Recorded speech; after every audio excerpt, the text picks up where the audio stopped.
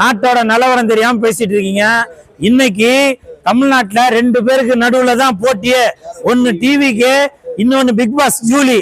உங்களுக்கு நம்பிக்கை இல்லைன்னா ஒரு வாரமா நீங்க சோசியல் மீடியாவை எடுத்து பாருங்க. இன்னைக்கு பிரபலமா இருக்கிறது பிக் பாஸ் ஜூலி தான். அதுக்கப்புறம் தான் விஜய் சாரோட போட்டோவே வருது. குடும்ப நீதிமன்றத்தில் விஜயின் மனைவி சங்கீதா விவாகரத்து கேட்டு வழக்கு தாக்கல் செய்திருக்கிறார். இப்போ சமீபத்துல பாத்தீங்கன்னாக்க பிக் பாஸ் ஜூலியா எல்லாரும் திட்டிட்டு இருக்கீங்க. திட்டது மட்டும் இல்ல, என்ன சொல்லி திட்டுறீங்க? என்ன சொல்லி திட்டுறீங்க? இன்னும் ஜூலி நீ வந்து விஜய பத்தி பேசி, எங்க அண்ணன் விஜய பத்தி பேசி நீ வந்து பிரபலம் ஆகணுமா அப்படின்னு சொல்லி கேக்குறீங்களா? நீ உங்களுக்கு எல்லாம் விவரம் தெரியலங்க. பிக் பாஸ் ஜூலி இப்ப பிரபலம் நினைச்சீங்களா? இப்போ பிரபலம் நினைச்சீங்களா? விஜய் சாரை பத்தி பேசி அவங்க பிரபலமாக போறாங்க அப்படின்னு நினைச்சிருக்கீங்களா? இன்னும் உங்களுக்கு அந்த விவரம் தெரியல.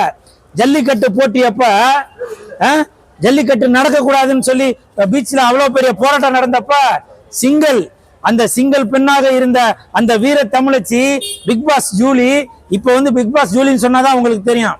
அப்போ ஜல்லிக்கட்டு ஜூலி, அந்த ஜல்லிக்கட்டு ஜூலி அந்த டைம்ல அவ்வளவு போராட்டங்களுக்குள்ள ஒரு ஒரு தமிழ் பெண்ணாக அன்னைக்கு குரல் கொடுத்துட்டு இருக்காங்க.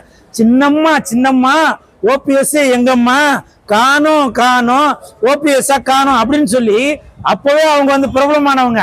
நீங்க என்ன நினைச்சிட்டு இருக்கீங்க? இன்னைக்கு விஜய் சாரை பத்தி பேசினாங்க பிக் பாஸ் ஜூலி வந்து பிரபலம் ஆயிடுவாங்க அப்படின்னு நினைச்சிட்டு இருக்கீங்க. தெரியுதா? இப்ப தெரியுதா என்ன உங்களுக்கு விவரம் பத்தலன்னு? அப்போ அந்த ஜல்லிக்கட்டு போராட்டம் அப்போ பிக் பாஸ் ஜூலி அன்னைக்கு குரல் கொடுத்துட்டு இருந்தாங்க. அப்போ நீங்களாம் பிறந்தே இருக்க மாட்டீங்க. ஒருவேளை பிறந்து இருந்தீங்கன்னா நீங்க எல்லாரும் பால்வாடிக்கு போயிட்டு இருந்திருப்பீங்க.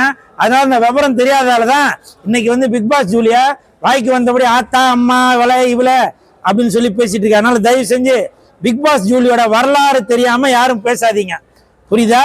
இப்ப எல்லாரும் பிக் பாஸ் ஜூலின்றீங்க. அதுக்கு முன்னாடியே ஜல்லிக்கட்டு ஜூலி அப்படின்னு சொல்லி பேர் எடுத்தவங்க. அன்னைக்கு அவங்க வந்து வீர தமிழச்சி அப்படின்னு சொல்லி பேர் எடுத்தவங்க, புரியுதா? அதனால தயவு செஞ்சு யாரையுமே இந்த மாதிரி பெண்களை இழிவுபடுத்தி பேசாதீங்க. அவங்களோட கருத்தை சொல்றாங்க. அது உங்களுக்கு பிடிச்சா பிடிக்குதுன்னு சொல்லுங்க, பிடிக்கலன்னா வீடியோ தள்ளி விட்டு போயிருங்க.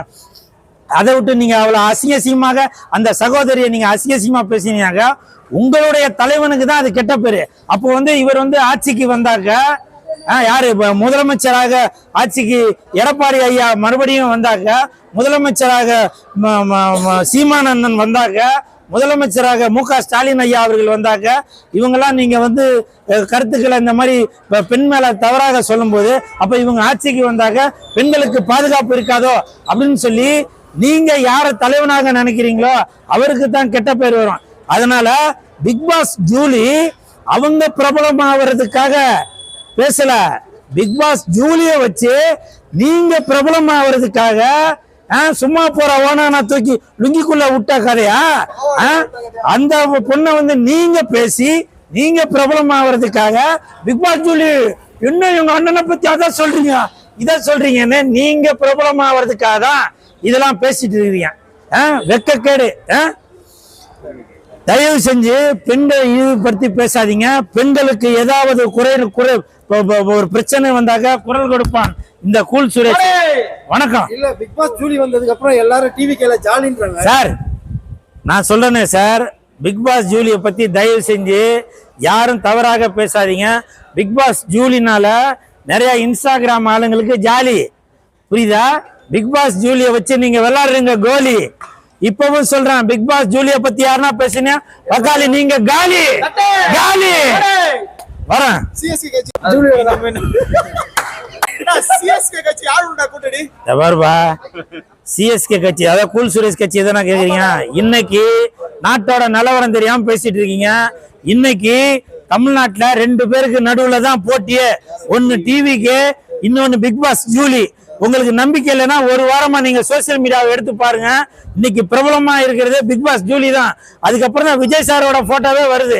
நீங்க நம்பிக்கை இல்லைன்னா சோசியல் மீடியாலாம் போட்டு பாருங்க, புரியுது? இது வந்து எனக்கு வந்து மனசு கஷ்டமா இருக்கு. நான் வந்து விஜய் சாரோட ரசிகன். அப்படி இருக்கும்போது நீங்க விஜய் சாரை பத்தி பேசி அவர் என்னென்ன கொள்கைகள் இருக்கு, அவரோட கோட்பாடுகள் என்ன, நாங்க விஜய் சாரை வந்து ஜெயிக்க வைக்க போறோம் அப்படின்னு சொல்லி அதை பத்தி பேசுங்க. அதை விட்டுட்டு நீங்க பாவம் ஓரமா இருக்கிற அந்த பிக் பாஸ் ஜூலியை கூட்டிட்டு வந்து நீங்க ஆத்தா அம்மா இவளை நீ அங்க போயிருக்க இங்க போய் இது நீ போய் பாத்தியா? அந்த அம்மா எங்க போச்சுன்னு நீ விளக்கு பிடிச்சி பாத்தியா? நீ விளக்கு பிடிச்சியா? நீ விளக்கு பாத்தியா? சீடி பாக்குறீங்களா? இல்ல அதுதான் கேக்குறேன். அந்த தங்கச்சி அதோட கருத்தை சொல்லுது. அதை விட்டுட்டு நீ அவ கூட போயிருக்க, இவன் கூட போயிருக்க, நீ அங்க பண்ண இங்க பண்ண, நீ விளக்கு பிடிச்சியா? நீ விளக்கு பிடிச்சியா? நீ விளக்கு பிடிச்சியா?